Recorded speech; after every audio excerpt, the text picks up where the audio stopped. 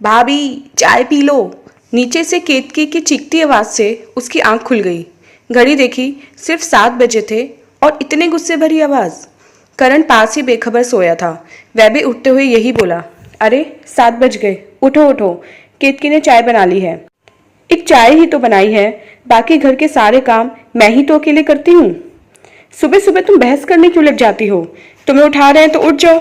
करण उनींदी में बोला और फिर चादर तानकर सो गया। अंदर तक सुलग गई मैं। जब रात में अपनी इच्छा पूर्ति करनी होती है तब नहीं सोचते कि इसे सोने दूं क्योंकि सुबह से उठना है। तब तो कहते हैं अभी तुम्हारी शादी को कुल 2 महीने ही हुए हैं। रात की बात सुबह जगाते समय कभी याद नहीं रहती। रोजाना की तरह नफरत दिल में लिए नाइटी संभाल कर मैं सीधा बाथरूम में घुस गई। बंदिशें इतनी कि बिना नहाए धोए साफ सूट पहने बिना सास के पास नहीं जा सकती। जल्दी जल्दी नहा धोकर नीचे पहुंची। सास के पांव छुए। वे बजाय आशीर्वाद देने के घड़ी देखने लगी। गुस्सा तो इतना आया कि घड़ी उखाड़कर फेंक दूं या सास की गर्दन मरोड़ दूं। शुरू शुरू में मायके में मेरी भाभी जब 8 बजे उठकर नीचे आती थी तो कभी एक बार मम्मी कह देती थी, बेटा थोड़ा जल्दी उठने की आदत डालो। इस पर भाभी का खिसियाना चेहरा देखकर एक दिन मैं बोल पड़ी थी, मम्मी भाभी को गुस्सा आ रहा है, इन्हें कुछ मत कहो। भाभी हड़बड़ा गई थी। तब मुझे भाभी पे व्यंग करने में मजा आया था और अपनी मम्मी की नरमी पर गुस्सा। क्यों भाभी, मम्मी को उस तरह देख रही हो मानो खा ही जाओगी। मैं केतकी के व्यंग पर चौंकी। वह लगातार मेरा चेहरा ही देखे जा रही थी। अचानक मेरी भाभी मुझ में आ गई। मेरे शब्द गले में ही अटक गए। भाभी को भी ऐसी बेइज्जती महसूस होती रही होगी मेरे व्यंगों पर। चाय पी लो, केतकी झाड़ू लगा चुकी है। सास का स्वर शुष्क था। साथ ही केतकी ने ठंडी चाय मेरे हाथ में पकड़ा दी। मैं चाय को तेजी से सुड़ककर उसके पीछे रसोई में लपकी। अगर मैं ऐसा ना करती तो सास बोलती, देख कैसे मजे ले लेकर पी रही है, ताकि केतकी 2-3 काम और निपटा ले तथा इस महारानी को कोई काम न करना पड़े। केतकी परात में आटा छान रही थी। चाय का कप सिंक में रखते हुए मैंने कहा, दीदी तुम तैयार हो जाओ, मैं नाश्ता बनाती हूँ। मेरे शब्द मुंह से निकलते ही केतकी परात छोड़कर रसोई से निकल गई, मानो मुझ पर एहसान कर दिया हो। मैंने चाय पी या नहीं यह पूछना तो दूर की बात है। शुरू से ही सारा काम थमा दो, आदत पड़ जाएगी। ऐसी नसीहतें अक्सर रिश्तेदार व पड़ोसियां दे जाया करती। मेरी मम्मी को भी मिली थी, पर मेरी मम्मी ने कभी अमल नहीं किया था। अगर थोड़ा बहुत अमल किया था तो मैंने, पर यहाँ तो शब्द दर शब्द अमल किया जा रहा था। जितनी तेजी से मेरे दिमाग अतीत में घूम रहा था उतनी तेजी से मेरे हाथ वर्तमान में चल रहे थे। आटा गूंथा, आलू उबाले, चाय बनाई तथा दूध गर्म किया। इतने में केतकी नहा धोकर तैयार हो गई थी। सास बिस्तर पर बैठे बैठे ही चिल्लाने लगी थी, नाश्ता न मिले तो यूं ही चले जाओ, देर मत करना। इसके घर में तो सोते रहने का रिवाज होगा। बता दो उसको कि यहाँ मायके का रिवाज नहीं चलेगा। जल्दी जल्दी दूध गिलासों में डाला। आलू में मसाला डालकर उनके पराठे बनाने लगी। दूध व पराठे लेकर जैसे ही कमरे में पहुंची, केतकी मुझे देखते ही पर्स उठाकर जाने की तैयारी करने लगी। दीदी नाश्ता, देर हो चुकी है। एक तीखी निगाह मुझ पर डालकर वह तेजी से निकल गई। मेरी निगाह अचानक घड़ी पर पड़ गई। आधा घंटा पहले ही। घड़ी क्या देख रही है? सास ने घूरती निगाहों से देखा। मेरा मन घबराने लगा कि अभी करण को पता चलते ही वह सबके सामने मुझ पर बरस पड़ेगा। मैं निकल गई। दूसरे कमरे में महेश खड़ा था। सास की बड़बड़ाहट जारी थी, सुबह तक सोती रहती है। कितनी बार कहा है कि 6:15 बजे तक नहा धोकर नीचे आ जाया कर, पड़ी पड़ी सोती रहती है महारानियों की तरह। सुबह सुबह सास के तीखे व्यंग बाणों को सुनकर दिमाग भन्ना गया।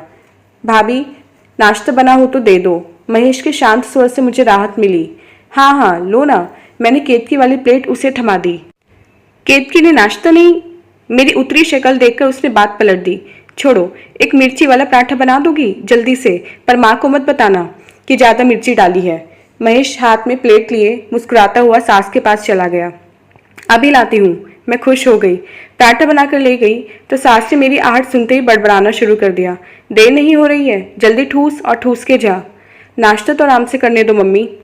लाओ भाभी, धन्यवाद, बस और मत बनाना। मैं वापस जाने लगी तो सास के शब्द कानों में पड़े। पराठे के लिए धन्यवाद बोल रहा है, पागल है क्या? पर मुस्कुराते हुए महेश के नम्र शब्दों के आगे मेरे लिए सास के तीखे शब्दों के व्यंग्यबाण निरस्त हो गए थे। क्या घर के बाकी लोग भी ऐसे नहीं हो सकते थे? मुझे याद है जब एक दिन भाभी मम्मी को दवा देकर हटी तो मम्मी बोली थी, जाओ जाकर सो जाओ, तुम थक गई होंगी। मैंने मम्मी से पूछा था, दवा देने से वे थक कैसे जाती हैं? तुम इस तरह बोलकर भाभी को सिर चढ़ाती हो। मेरी नादानी पर मम्मी हंसी थी, फिर बोली, हम बूढ़े लोग तन से थकते हैं और तुम जवान लोग मन से थक जाते हो। प्यार के दो बोल मन नहीं थकने देते। जब तू बड़ी हो जाएगी, तेरी शादी हो जाएगी, तब अपने आप समझ जाएगी।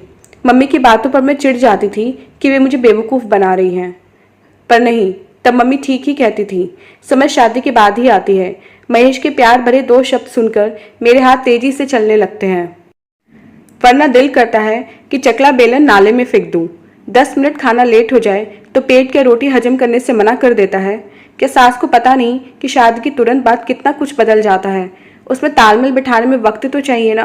पर क्या बोलूं, बोली तो कहेंगे कि अभी से जवाब देने लगी है। जाते जाते महेश शाम को ब्रेड रोज खाने की फरमाइश कर गया। मुस्कुराकर उसका ये आग्रह करना मुझे अच्छा लगा था। क्या करण ऐसा नहीं हो सकता? मन ही मन सोचते हुए मैं सास को नाश्ता देने गई। वहां पहुंची तो करण जमीन पर बैठे हुए पलंग पर बैठी सास के पांवों पर सिर रखे अधलेटा बैठा था। देखकर मैं भीतर तक सुलग सी गई। नाश्ता। मैं नाश्ते की प्लेट सास के आगे रखकर चुपचाप वापस जाने लगी। मैडम जी, एक तो केतकी को समय पर नाश्ता नहीं दिया, ऊपर से मुंह सुजा रखा है। देखकर मुस्कुराई भी नहीं। अपनी माँ के साथ टेढ़ी नजर से देखते हुए करण ने कहा, नहीं तो ऐसा तो नहीं है, चाय पियेंगे आप? जबरदस्ती मुस्कुराई थी मैं। ले आओ। करण वापस यूं ही पड़ गया। मुस्कुराहट का आवरण ओढ़ना कितना भारी होता है, आज मैंने महसूस किया। मैं वापस रसोई में आ गई। मुझे बरबस माँ की नसीहत याद आने लगी। मम्मी ने एक दिन भैया से कहा था कि सुबह की पहली चाय तुम दोनों अपने कमरे में ही मंगाकर पी लिया करो। मम्मी की बात सुनकर मैं झुंझलाई थी कि क्यों ऐसे पाठ उन्हें जबरदस्ती पढ़ाती हो। तब माँ ने बताया था कि उठते ही माँ के पास लेट जाने या बैठने से पत्नी को ऐसे लगता है कि मानो उसका पति रात भर अपनी पत्नी नहीं, माँ के बारे में ही सोचता रहा हो। ऐसी सोच बिस्तर पर ही खत्म कर देनी चाहिए, तभी पत्नी पति की इज्जत कर सकती है। माँ तो माँ ही है, पत्नी लाख चाहे पर बेटे के दिल से माँ की कीमत तो कम होगी नहीं। पर ऐसे में बहू के दिल में सास की इज्जत भी बढ़ती है। करण को सास के पैरों पर लिपटा देख मम्मी की बात सही लगने लगी। मुझे यही महसूस हुआ जैसे करण सास से कह रहा हो, माँ बस एक तुम ही मुझे इससे बचा सकती हो। करण के साथ जब मैं नाश्ता कर रही थी तो सास बोली, अच्छी तरह खिला देना, वरना मायके में जाकर कहेगी कि खाने को नहीं पूछते। करण अपनी माँ की बात सुनकर हंसने लगा और मेरा चेहरा कठोर हो गया। खाना पूर्ति करके मैं पोछा लगाने उठ गई। सारे कमरों में पोछे लगाकर आई तो देखा करण सास के साथ ताश खेल रहा है। मैं हैरान रह गई। मेरे मुंह से निकल गया, काम पर नहीं जाना है? मुझे नहीं पता है, करण गुस्से से देखकर बोला। मैं समझ नहीं पाई कि आखिर मैंने ऐसा क्या कह दिया था। तुम्हें जलन हो रही है हमें एक साथ बैठे देखकर? बेटा तुम जाओ, या तो हमें इकट्ठा बैठा देख नहीं सकती। सास ताश फेंककर बिस्तर पर पसर गई। करण ने सास को मनाने के प्रयास में मुझे बहुत डांटा। मैं खामोश ही बनी रही। उस दिन भैया से भी भाभी ने पूछा था, कहाँ चले गए थे, शादी में नहीं जाना क्या? तब मुझे गुस्सा आ गया था कि भैया मेरे काम से बाजार गए हैं, इसलिए भाभी इस तरह बोली हैं। भैया भी भाभी पर बिगड़े थे। मुझे अच्छा लगा था कि भैया ने मेरी तरफदारी की। कभी यह नहीं सोचा कि भाभी भी तो हम लोगों की तरह ही हैं, उन्हें भी तो बुरा लगता होगा। ऐसा उन्होंने क्या पूछ लिया जिसका मैंने बतंगड़ बना दिया था। आज महसूस हो रहा है कि तब मैं कितनी गलत थी। करण दूसरे कमरे से झांकता झांकता मेरे पीछे स्नान घर में घुस गया। तुम्हें बोलना जरूरी था, मम्मी को नाराज कर दिया, चुप नहीं रहा जाता। करण जानबूझकर चिल्लाने लगा ताकि उसकी माँ सुन ले। दिल चाहा कि करण का गिरबान पकड़कर पूछूं कि माँ को खुश करने के लिए मुझे जलील करना जरूरी है क्या। कुछ भी कह नहीं पाई, चुपचाप आंगन में झाड़ू लगाती रही। आंसू थमने का नाम नहीं ले रहे थे। करण ने देखा भी, पर एक बार भी नहीं पूछा कि रो क्यों रही हो। कमरे से किसी काम से निकली तो करण को सास के साथ हंसता देखकर मेरा दम घुटने लगा। मैं और परेशान हो गई। उठकर रसोई में चली गई। रसोई में आकर दोपहर का खाना बनाने लगी। बार बार मम्मी व भाभी की बातें याद आने लगी। मम्मी कहती थी कि जब घर में किसी का मूड ठीक ना हो तो फालतू हंसा नहीं करते, नहीं तो उसे लगता है कि हम उस पर हंस रहे हैं। और भाभी, वे तो हमेशा मेरा मूड ठीक करने की कोशिश किया करती। तब कभी महसूस ही नहीं हुआ कि इन छोटी छोटी बातों का भी कोई अर्थ होता है। ये लोग तो मूड बिगाड़ कर कहते हैं कि तुरंत हंसता हुआ चेहरा बना लो, मानो मेरे दिल ही ना हो। इनसे एक प्रश्न पूछो तो चुप जाता है। मुझे जलील भी कर दें तो चाहते हैं कि मैं सोचूं भी नहीं। क्या मैं इंसान नहीं? मैं कोई इनका खरीदा हुआ सामान हूँ? दोपहर का खाना बनाया, खिलाया, फिर रसोई संभालते संभालते 3 बज गए। तभी ध्यान आया कि महेश को ब्रेड रोल्स देने हैं, सो ब्रेड रोल्स बनाने की तैयारी शुरू कर दी।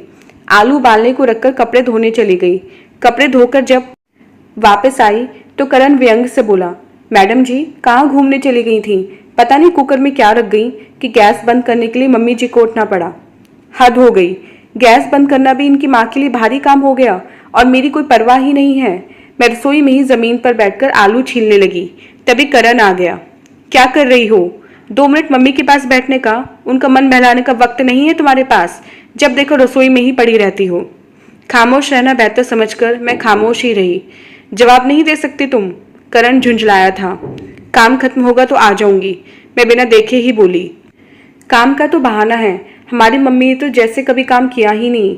बड़बड़ाते हुए वह निकल गया। कितना फर्क है मेरी मम्मी और सास में।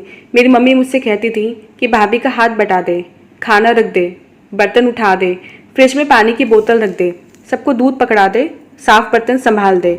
इन छोटे छोटे कामों से ही भाभी को इतना वक्त मिल जाता कि वे मम्मी के पास बैठ जाती।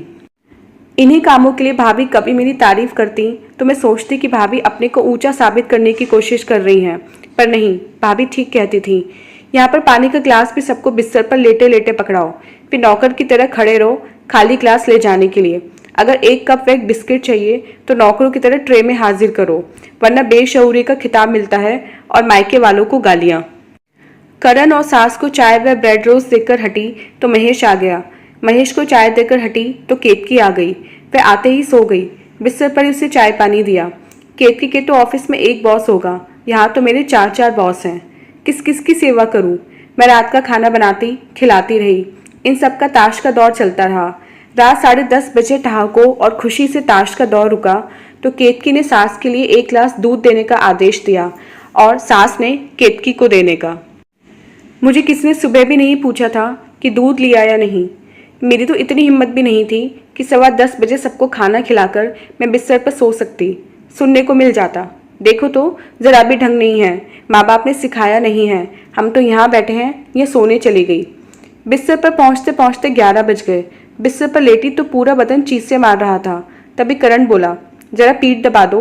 बैठे बैठे मेरी पीठ दुख गई और करण नंगी पीठ मेरी तरफ करके सो गया। मन किया कि करण की पीठ पर एक मुक्का दे मारूं या बोल दूं कि जिस माँ का मन बहलाने के लिए पीठ दुखाई है उसी माँ से दबवा भी लेते। बस यही एक काम बचा था ना मेरे लिए। मनी मन मोटी सी भद्दी गाली दे दी। दिल भी किया कि तीखा जवाब दे दूं, पर याद आया कि कल मायके जाना है। अगर इसका मुंह सूज गया तो ये अपनी माँ के आंचल में छिप जाएगा और मैं अपनी मम्मी का चेहरा देखने को भी तरस जाऊंगी। 15 दिनों से भी ज्यादा हो गए मम्मी को देखे हुए। कल मायके ले जाओगे ना? मैंने पीठ दबाते हुए कहा। बड़ी देर के बाद करण के मुंह से निकला, ठीक है, दोपहर का खाना जल्दी बना लेना, फिर वापस भी आना है। मैं जल भुन गई है उत्तर सुनकर। सिर्फ 4 घंटे में आना जाना और मिलना भी मजबूरी थी, समझौता कर लिया। घर पहुंची तो जैसे मम्मी इंतजार कर रही थी। क्या बात है, यह तो जैसे हमें भूल ही गई, भाभी ने प्यार से कहा।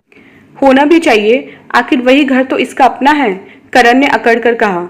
मम्मी भाभी के सामने आते ही आंसू आने लगे थे, मगर मैं रोक लगा गई। क्या हुआ? दोनों हैरान रह गई मेरी सूरत देखकर। कुछ भी नहीं, मैं अपने आप को रोक रही थी।